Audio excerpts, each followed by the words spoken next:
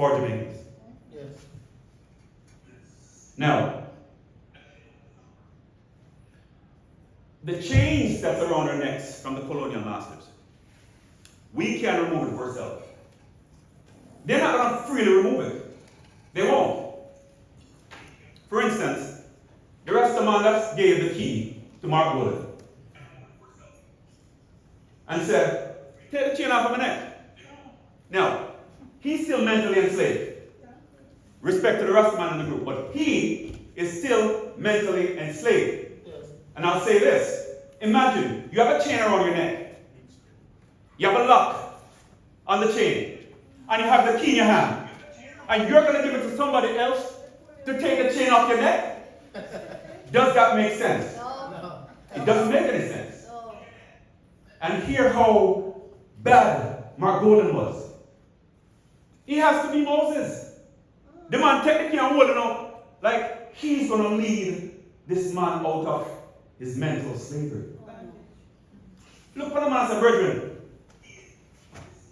You have the key for the chain. Take it off your own neck. Yes. Yes. Yeah, take it off your own neck. Why do we need a white man who has placed chains on our necks for centuries to come around to take the chain off our neck? Not none of us. Bob said, emancipate yourself from mental slavery. Only we can free our minds. And then, one of the issues that I looked at, Mark Golden was talking about wholeness, about resigning and quitting because of the unjust enrichment. And it's an allegation. I'm a forensic accountant. I've been an auditor for years, so I know to audit. But I can't make a comment and say, this happened or that happened, because it's still in process. However, Mark Golden should not be telling wholeness to quit, only because he has no moral standing to say that. Daring, Bunting, and Golding, it's an organization after FinSac. Golden himself said he was speaking to Omar Davis, who was the finance minister of FinSac. And FinSac, if you all remember, is the worst financial meltdown in Jamaica, if not the world. There's actually a case study, I think it was the University of Columbia who did a case study on FinSac. That's how bad it was. Now, unsolicited, Daring, Bunting, and Golding went to the government to buy receivables. And these receivables are debt, small debt of poor people. They bought the debt from the government at a discount.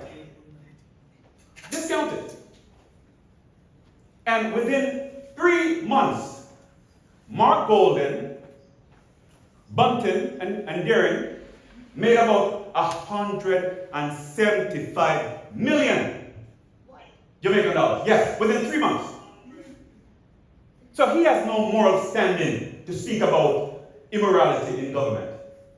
Mark Golden, you should speak softer. Now, if you split it 3 ways, each of those partners in that company made about $1 million within 3 months.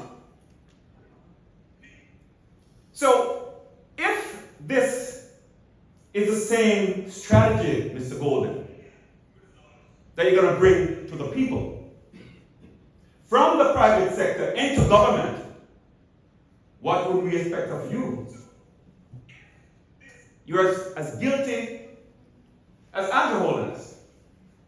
Now, let's go to Andrew Holiness, since I'm an accountant.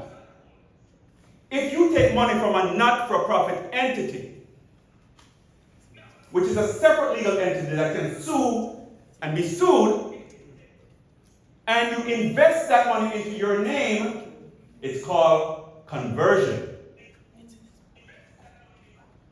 Literally, theft.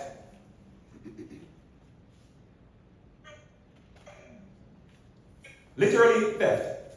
So if you convert money from a not-for-profit and you put it into your pocket, you invest it into your name, that's conversion. Allegedly, if that's what happened, that's theft. Well, in the accounting world. As a matter of fact, in the legal world, you might use the term conversion in the legal world. The layman might say, you're a thief. You can't do that. And when you tell the people that whatever the Integrity Commission found was about 1% or less than 1% of your assets, you can speak to that, Mr. Holness. The auditor determines materiality. And they determine materiality at the beginning of the audit. Hence, when you talk about materiality, you're basically saying something happened, but it's not material. That's what I'm hearing from it. If you're going to say it like